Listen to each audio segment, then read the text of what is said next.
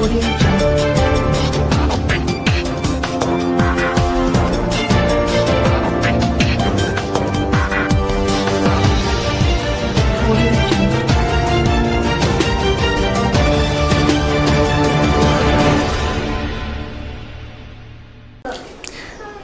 वार्ता YouTube news चॅनलमध्ये आपल्या सर्वांचं स्वागत।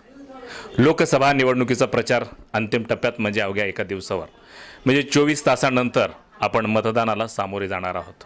निवडणुकीची प्रक्रिया गतिमान होत असताना निवडणुकीच्या शेवटच्या टप्प्यामध्ये आपण भारतीय शेतकरी कामगार पक्षाचे जिल्हा चिटणीस राहिलेले आमचे स्नेहीमित्र भाई मोहन गुंड यांच्याकडून आपण जाणून घेऊया की बीड लोकसभेच्या संबंधात त्यांनी काँग्रेस, राष्ट्रवादी काँग्रेस व महाआघाडीचे उमेदवार बजरंग सोनवणे यांना पाठिंबा दिलाय। एकूण या निवडणूक प्रक्रियेमध्ये ते असताना नेमकी जिल्ह्याची काय परिस्थिती आहे, जिल्ह्याच्या सामान्य माणसाचा, शेतकऱ्यांचा कौल कोणाच्या पाठीशी आहे, या सर्व गोष्टीची उकल आपण भाई मोहन गुंड यांच्याकडून करून घेऊयात।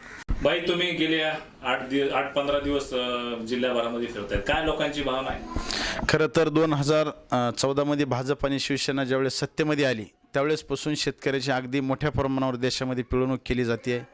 आज देशामध्ये एवढा शेतकरी अडचणीत आहे आणि कुठलंही 5 वर्षामध्ये भाजप आणि शिवसेनेच्या सरकारने शेतकऱ्याच्या बाजूने एकही निर्णय घेतलेला नाही। त्यामुळे शेतकरी खूप मोठ्या अडचणीला सामोरा जात आहे।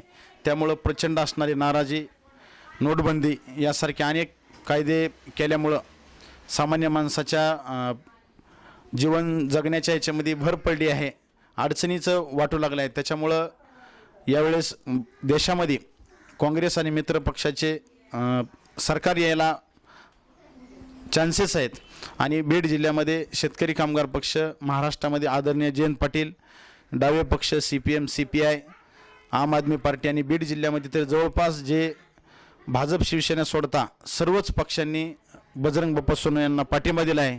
त्याच्यामुळे बजरंग बाप्पाचा विजय कुणीही रोखू शकत नाही। जवळपास 1.5 लाखाच्या फरकाने बजरंग बाप्पा सोनवणे हे विजय होतील अशी अपेक्षा सध्या तरी आम्हाला वाटते। तुम्ही शेतकरी कामगार पक्षामध्ये काम करताय, मग हे सरकार जे सध्याचं देशातलं आणि राज्यातलं सरकार आहे, मग या सरकारची शेतकऱ्याविषयीची भूमिका कशी राहिली? शेतकऱ्याच्या विषयीची अगदी भूमिका, कर्जमाफी केली, त्याच्यामध्ये पण शेतकऱ्याची अडवणूक केली, वेगवेगळ्या अटी घालण्यात आल्या।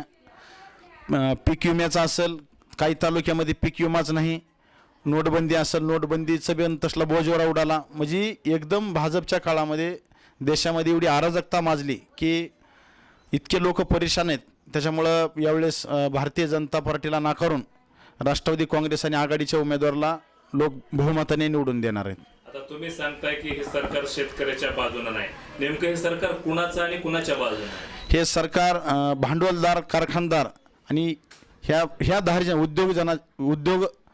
जे उद्योगपती आहेत त्यांच्या बाजूचं आणि त्यांच्या धार्जिनं सरकार आहे। त्याच्यामुळे सर्वसामान्याचं सरकार हे नाही आहे।